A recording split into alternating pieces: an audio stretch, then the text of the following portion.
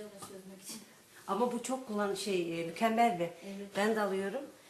BİM'in ürünü bu. Şeyde var. Ben peynirci var bizim altımızda. Peynirden en kalitesini, yani marka aldım.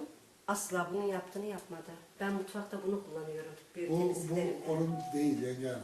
Bu BİM'in ürünü değil mi? Değil. Biz BİM'den alıyoruz. Kabı o da. Ben Gimat'tan büyük aldım. Büyük bidon Ha, bu aldım. kap onun kabı mı?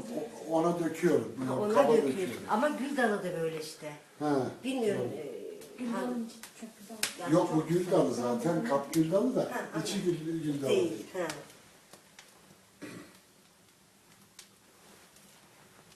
Kim olarak çek abi? Yukarıdan çeksen sadece. Bana bakıyorum. Oradan sızacak mı göz? Bu çekiyor çünkü şeyini. Duman olayını o çekiyor abi. Sen burada gözle göremediğini bu gösteriyor orada.